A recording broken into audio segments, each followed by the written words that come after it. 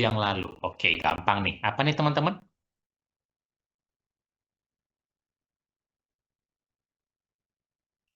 Benar. Laki-laki ya kan? Berarti ini adalah epididymitis. Ya kan? Riwayat sakit MAMS. Komplikasinya paling sering epididymitis. Oke, mantep.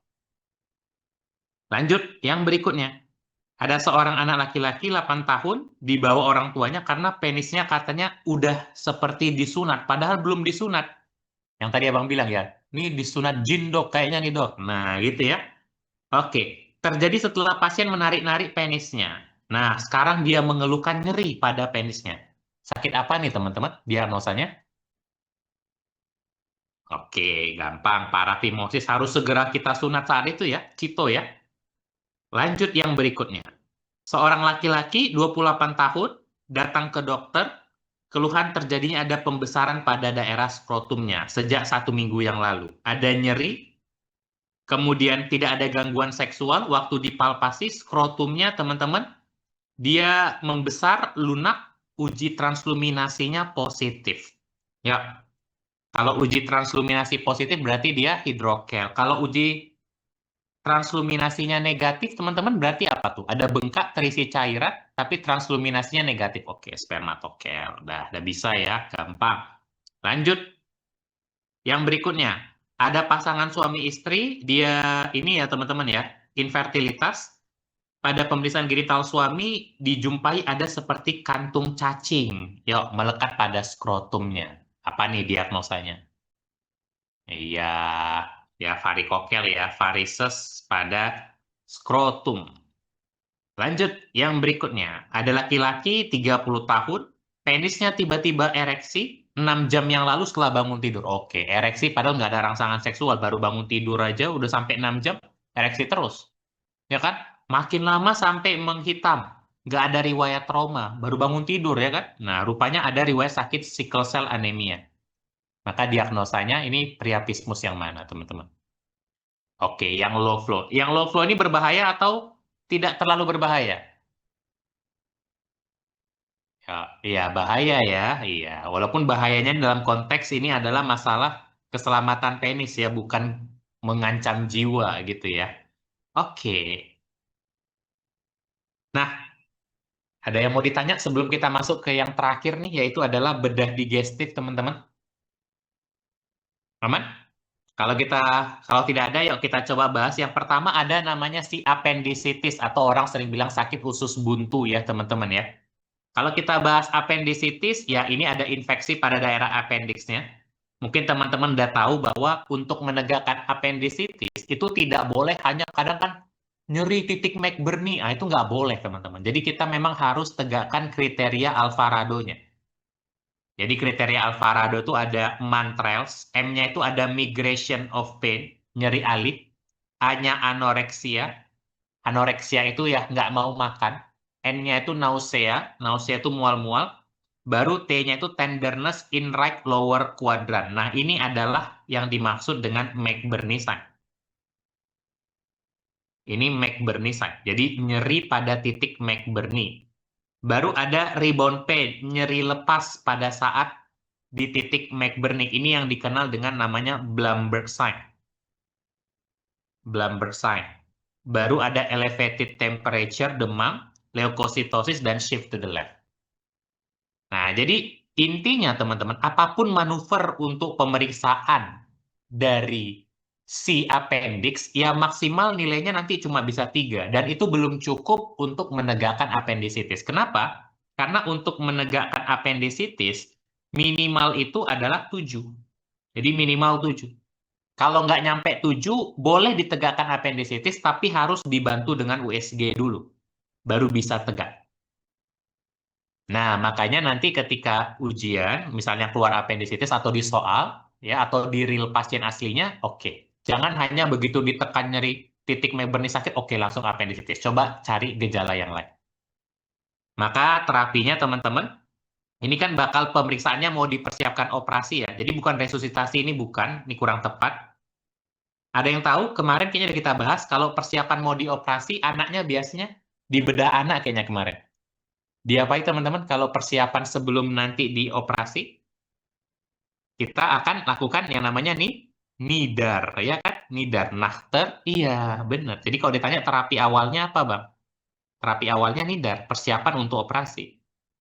Dipuasakan, pasang NGT kalau memang diperlukan ya, pasang infus, kasih antibiotik profilaksis, ya persiapan untuk dilakukan operasi appendektomi. Gitu.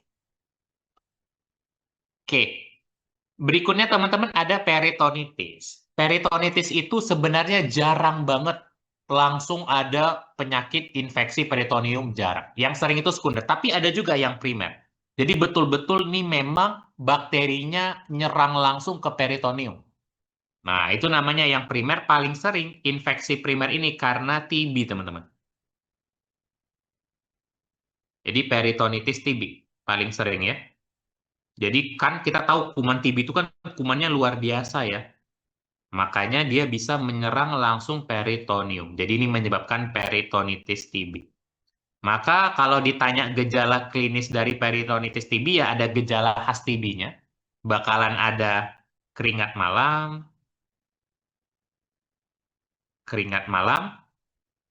bakal juga ada turun berat badan.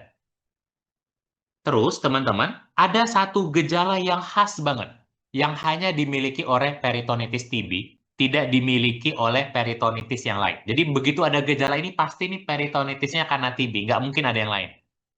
Ada yang tahu mungkin gejala khas dari peritonitis TB yang tidak dimiliki oleh peritonitis yang lain? Kalau peritonitis yang lain kan semuanya defense muskular. Kalau ini ada yang tahu? Fenomena apa? Ini pernah dengar? Oke, namanya adalah fenomena papan catur. Ya, teman-teman ya. Papan catur. Jadi kalau ada fenomena papan catur atau di soalnya menyiratkan tentang fenomena papan catur. Nggak usah ragu lagi, itu udah pasti 1000% peritonitis TB. Gimana tuh, Bang?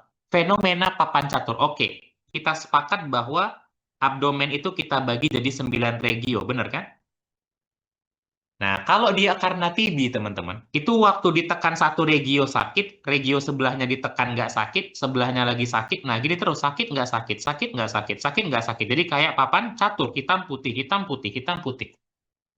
Nah, ini namanya fenomena papan catur. Kalau itu terjadi, udah fix itu peritonitis TB. Maka kalau ditanya obatnya, terapinya udah pastilah OAT ya. Namanya TB ya pasti OAT. Besok kita bahas untuk topik respirasi kalau Bang nggak salah ya. Jadi nanti kita bahas. Oh, sorry, kalian udah selesai ya respirasi ya. Nah, di respirasi ya bangsa ada dibahas untuk masalah obat TB-nya, OAT-nya ya. Oke.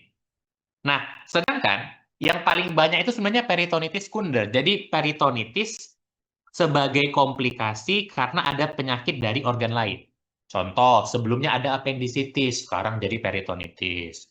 Sebelumnya tadi ada ruptur vesika ya, ruptur vesika intraperitoneal, sekarang jadi peritonitis. Nah, ini yang paling sering. Itu namanya peritonitis sekunder, yang paling banyak. Ya, gejalanya mungkin kalian udah tahu tadi ya, ada defense muskular, yaitu adanya nyeri seluruh lapangan perut, di mana yang namanya defense muskular itu dipalpasi katanya kerasnya itu seperti papan ya. Nah, keras seperti papan. Jadi defense muskular itu nyeri perutnya keras seperti papan. Dan ini pastilah namanya itis-itis ada demam ya. Dan kalau nanti dicek, pemeriksaan penunjangnya ada dijumpai leukositosis. Umumnya, kalau nanti kita lakukan pemeriksaan pada peritonitis, itu kita bisa minta foto, teman-teman, foto ronsen abdomen. Nanti kita bisa jumpai adanya corakan udara subdiafragma. Jadi ada gambar udara di bawah dari diafragmanya ini. Ya. Atau kadang ini dikenal juga dengan namanya dolphin sign.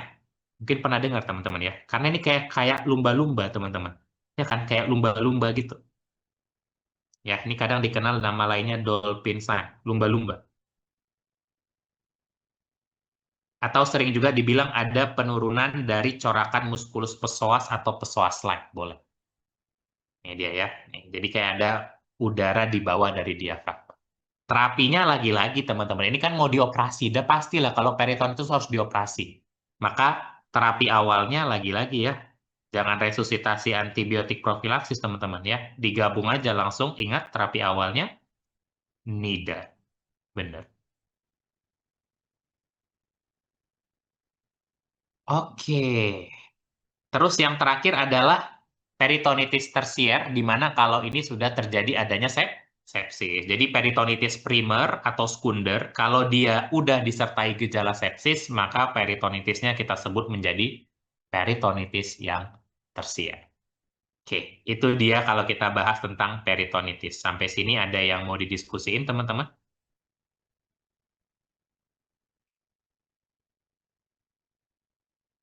Oke, aman ya. Nah, sekarang kita bahas ileus. Ileus itu secara umum adalah gangguan pergerakan usus. Jadi pergerakan ususnya nggak normal. Bisa terjadi gangguan pergerakan usus karena ada obstruksi, ada yang menghambat pergerakan ususnya. Bisa juga gangguan pergerakan ususnya itu karena paralitik, ya memang ususnya yang nggak bergerak. Kalau yang obstruksi, biasanya jarang kita sebut sebagai ileus obstruksi. Ya boleh sebagai diagnosa awal, ileus obstruksi. Tapi harus kita cari tahu lagi apa yang menyumbatnya. Jadi nanti ileus obstruksi itu kalau kalian masih ingat topik bedah saraf, mirip kayak head injury, ya kan? Nah, itu diagnosa awal aja. Habis itu harus segera kita telah lagi apa yang menyumbatnya. Apakah hernia kah yang menyumbatnya? Atau volvulus kemarin? Ya kan? Apakah mungkin intussusepsi? Atau mungkin apa lagi? Ada HSP, segala macam-macam? Nah, itu harus dicari. Tapi kalau ileus paralitik, betul, itu bisa jadi diagnosa yang permanen biasanya. Memang ususnya tidak bergerak, atau pergerakannya berkurang. Gitu ya. Nah, jadi kita bahas dulu ileus obstruksi. Biasanya ini diagnosa awal, tapi nanti harus kita segera telaah cari tahu lagi kenapa bisa obstruksi. Jadi ini biasanya ada gejala ileus itu, pasiennya namanya ususnya terganggu pergerakannya. Pastilah jadi susah BAB, susah buang angin, dan ada gejala distensi abdomennya. Apa gejala distensi abdomen? Ada dam kontur, ada dam Stefung, ada metallic sound. Yang kemarin udah kita bahas di topik bedah anak. Ya kan? Yang keluarganya bilang, dok kayak ada ular dok masuk ke perut anaknya. Ya kan? Kayak ada ular dok masuk ke perut. Dam kontur itu, karena ada distensi abdomen, maka yang terjadi kadang ususnya tercetak. Kelihatan di luar. Jadi kayak ada ular.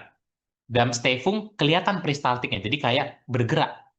Ya, metallic sound itu suara seperti ada 2 sendok kita pukul-pukul ya. Nah, biasanya kalau ada ileus ataupun ada gangguan dari usus yang lain, itu selalu standarnya teman-teman. Ini udah standar nih. Harus kita foto 3 posisi ya, namanya BNO 3 posisi. Yaitu posisi erect, erect itu telentang, erect itu posisi berdiri, erect, supine, telentang, baru LLD, left lateral decubitus, tidur miring ke kiri. Ya, ini udah standar nih. Kalau ada gangguan abdomen, apapun itu, ya. Nah, gangguan karena usus, idealnya diperiksa 3. Oke, apa aja gambarannya? Yang pertama, teman-teman, nanti bisa dijumpai gambaran herringbone. Herringbone itu maksudnya tulang ikan, ya. Nah, bisa gambaran seperti tulang ikan. Kayak gini. Kan kayak tulang ikan, ya. Nah, ini ada kayak tulang ikan nih. Ini herringbone, bisa. Yang kedua, bisa aja nanti gambarannya kayak multiple airfield level atau step ladder.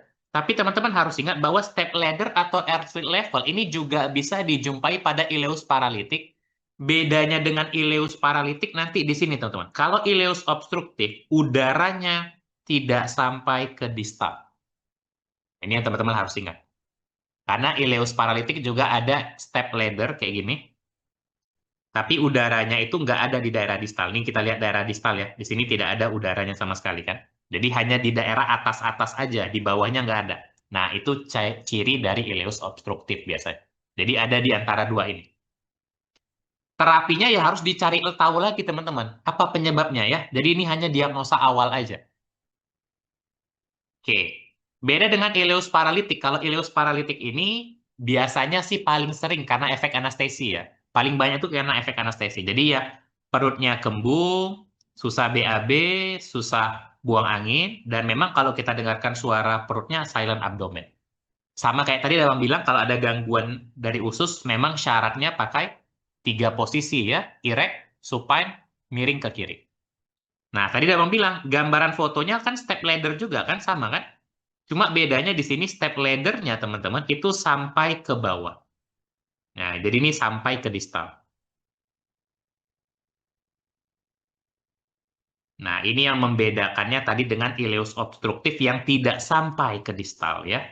Nah, jadi udaranya itu sampai ke kolon dan sampai ke rektum. Ini dia ya. Nah, step ladder-nya itu sampai ke bawah.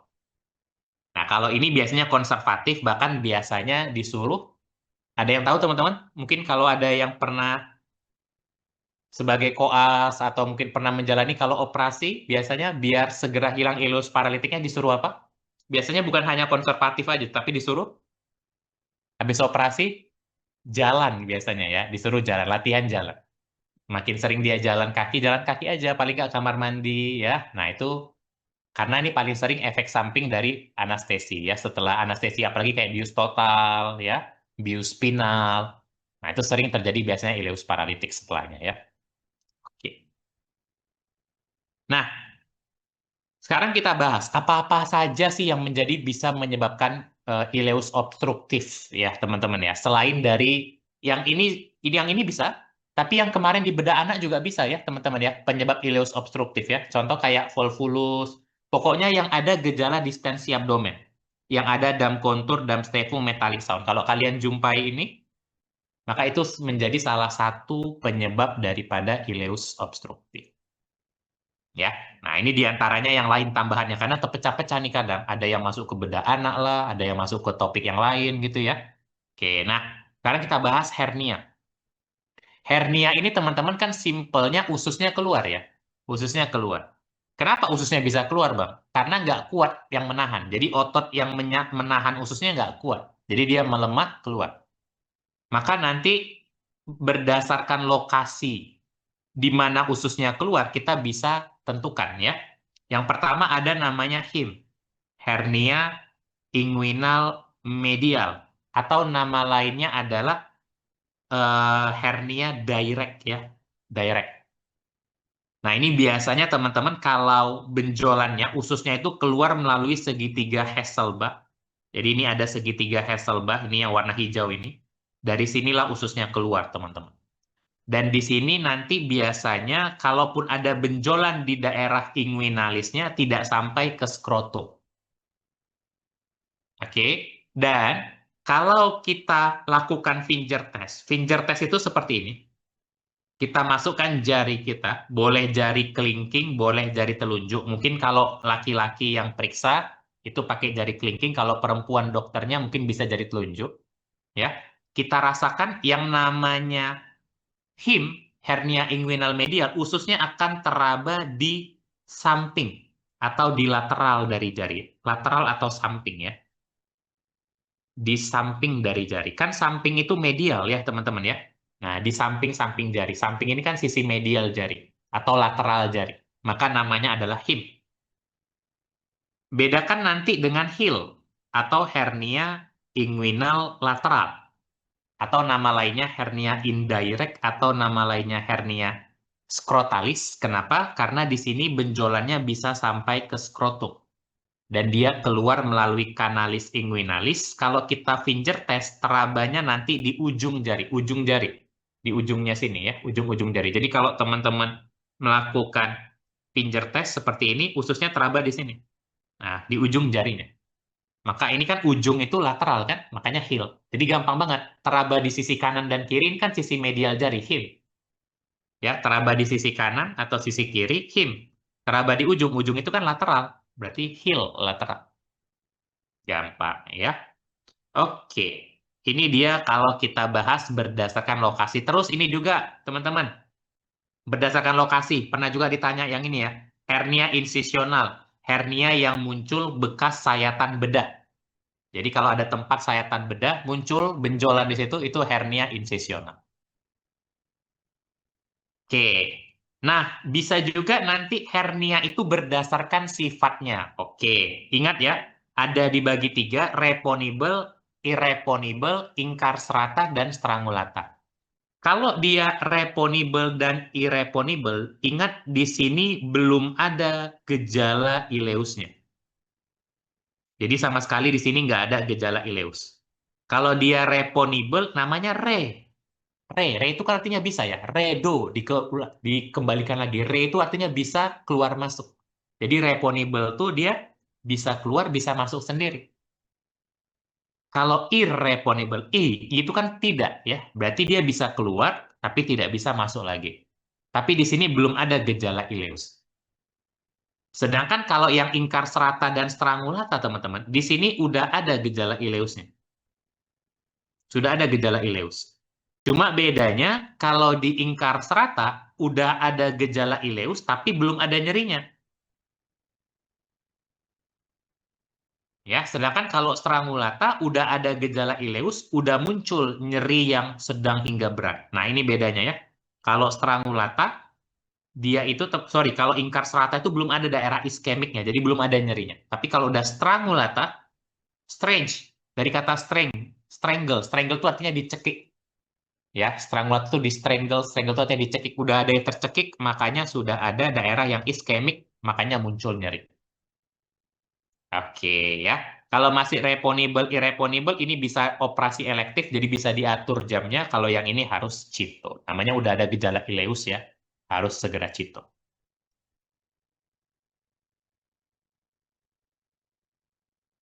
Oke, sampai sini teman-teman, ada yang mau didiskusiin? Oke, aman ya? Nah, ini abang tambahin, karena ini pernah ditanya di soal CBT, yaitu masalah Zeeman test. Ini namanya adalah Zeeman test.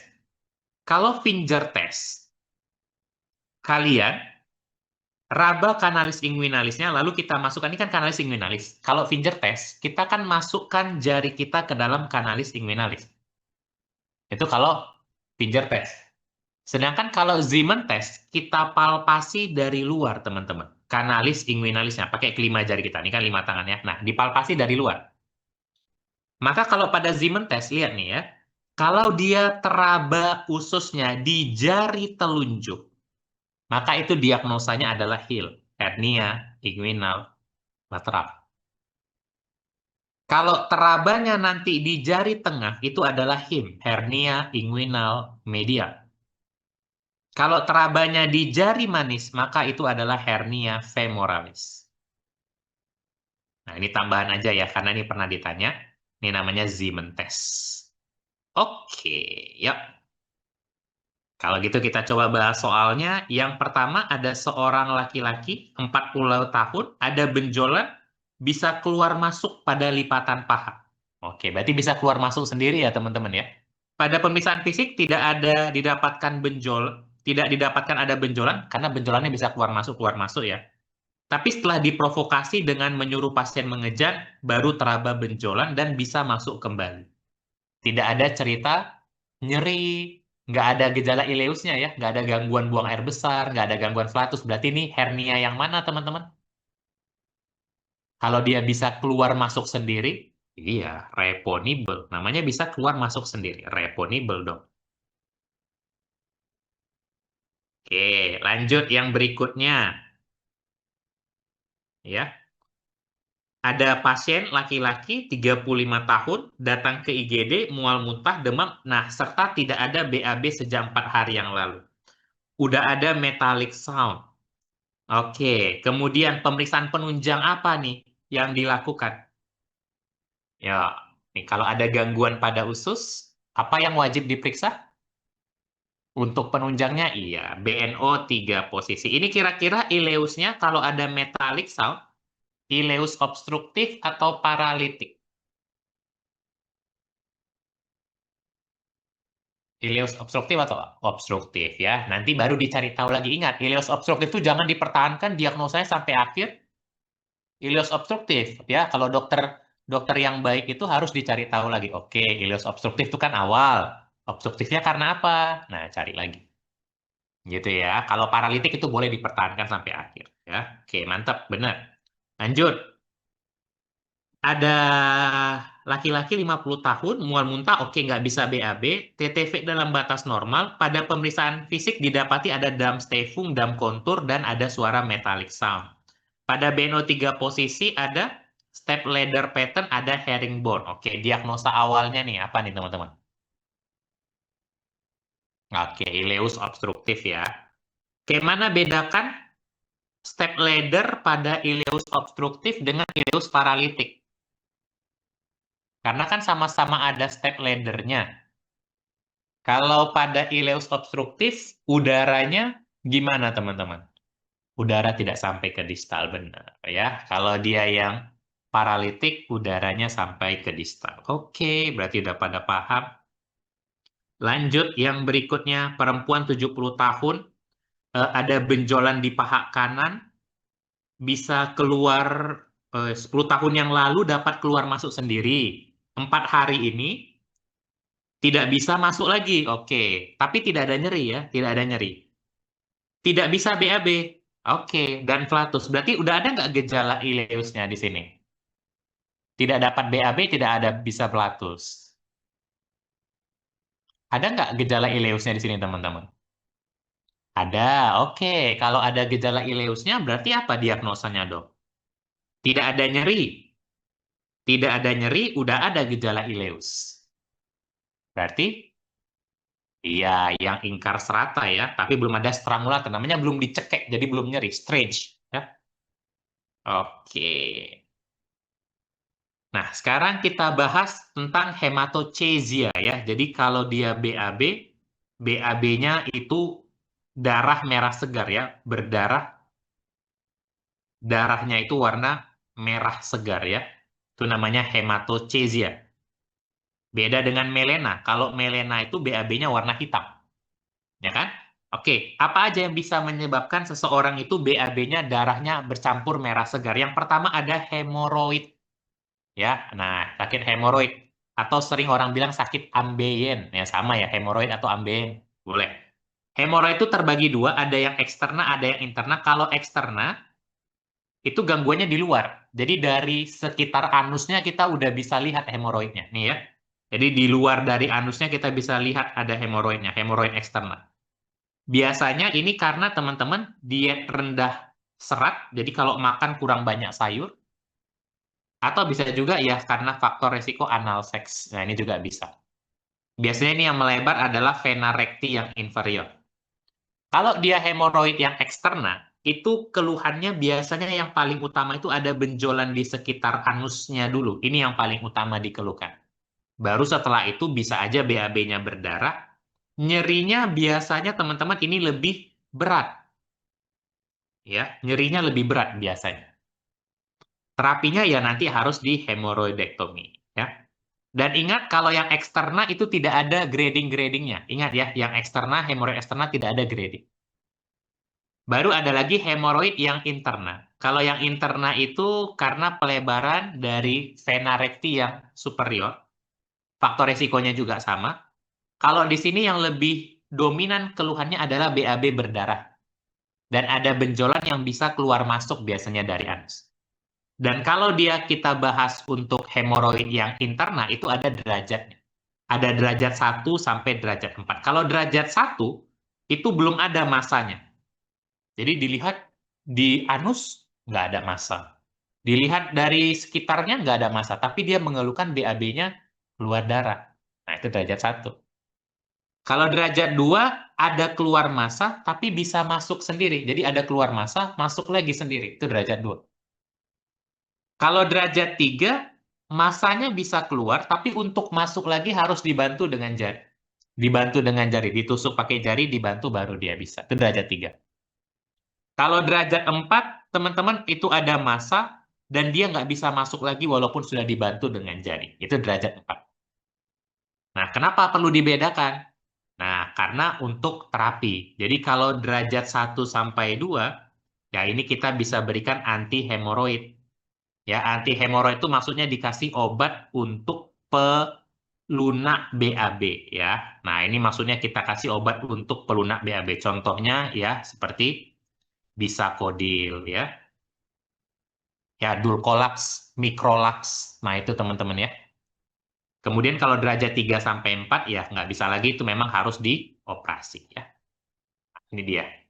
Ini dia. Jadi kalau derajat yang interna itu baru ada grading-gradingnya. Ini derajat 1, derajat 2, derajat 3, ini derajat 4. Ya. Nah, ini dia. Oke, berikutnya ada abses perianal. Kalau abses perianal itu ya ada abses pada daerah sekitar anusnya. Biasanya faktor resikonya karena tadi ya ada cedera atau ada luka di sekitar anus atau ya anal seks. Udah gampang banget, namanya abses, udah pastilah ada fluktuasi, ada tanda inflamasi, selesai. Ya kan, ada fluktuasi, ada tanda inflamasi, udah pasti abses. Lokasi di mana? Anus, ya udah abses perianal, selesai. Ada leukositosis, kalau ditanya terapi awal udah pasti antibiotik, terapi definitif namanya abses, udah pasti insisi dan drainase. Oke. Berikutnya ada trauma tumpul pada abdomen. Kalau trauma tumpul pada abdomen, yang pertama ada trauma pada organ padat. Di mana kalau ada trauma pada organ padat itu bisa terjadi peritonitis, tapi di bawah dari 8 jam. Biasanya teman-teman kalau terjadi peritonitis yang mana yang muncul? Primer, sekunder, atau tersier? Jadi ada kerusakan pada suatu organ yang menyebabkan peritonitis. Berarti peritonitisnya yang mana? Primer, sekunder, atau tersier? Oke, benar sekunder ya. Oke, jadi ingat, di sini harus dipastikan dulu memang ada riwayat traumanya ya teman-teman ya. Kecelakaannya ada. Oke, yang pertama bisa yang mengalami trauma itu hepar. Ya ingat aja di mana lokasi hepar sih. Hepar itu teman-teman adanya di kanan atas ya kan. Maka akan ada nanti nyeri pada kuadran kanan atas yang menjalar sampai ke bahu kanan. Ini dikenal dengan namanya BOA sign. Ya, ini namanya BOA sign. Gitu juga, kalau dia yang kedua ada si limpa, lien, maka limpa di mana posisinya? Limpa itu kan posisinya memang ada di daerah kiri atas. Makanya kalau ada cedera pada limpa, maka ada cedera pada kiri atas.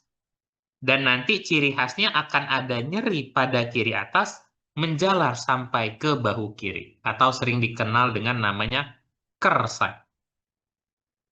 Nah, KER ya. Oke, Bang, takut terbalik, Bang. Yang mana yang BOA sign, hepar, atau limpa? Oke, kalau Abang sih sering ningkatnya biar nggak terbalik, ingat aja BH Sikeling. Nah, BH Sikeling. B itu maksudnya BOA sign, kalau BOA itu yang H, hepar. Keling, ke. Kalau KER sign itu link, limpa. Iya. Ya, nah ini biar nggak terbalik nanti BOA yang mana ya? KER yang mana ya? Gitu. Sama seperti tadi, kalau dia belum stabil pakai USG, kalau stabil ya di CT scan. Ada lagi nanti karena organ berongga, jadi karena usus ya. Nah, ususnya mungkin mengalami cedera, itu juga beresiko terjadi peritonitis sekunder, tapi dia lebih lama, biasanya di atas 24 jam. Contohnya ada usus, ada gaster. Nah, ini ya, biasanya ya ada gejala ileusnya. Dan seringkali kalau ada cedera pada usus, itu ada seatbelt sign. Jadi ya ada memar pada ususnya, daerah dekat ususnya. Sama seperti tadi, bahwa kalau dia, teman-teman, dijumpai ada gangguan pada usus, untuk pemeriksaan itu harus BNO 3 posisi tadi ya, erect, supine, LLD. Posisi tegak, telentang, baring ke kiri. Dan nanti kalau di foto ada dijumpai pneumoperitoneum ya. Jadi ada udara pada daerah peritoneumnya. Oke, baru yang terakhir itu adalah CA kolon, atau sering juga dibilang CA kolorektal, itu sama, teman-teman. Jadi ini faktor resikonya karena karsinogenik atau idiopatik. Gampang banget, ciri khas utamanya di sini adanya BAB seperti kotoran kambing. Kalau ada seperti ini, udah nggak usah ragu lagi, ini 1000% langsung adalah si CA kolon. Oke, nah nanti teman-teman,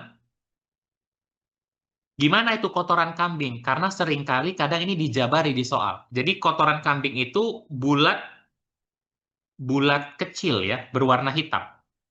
Bulat-bulat kecil berwarna hitam.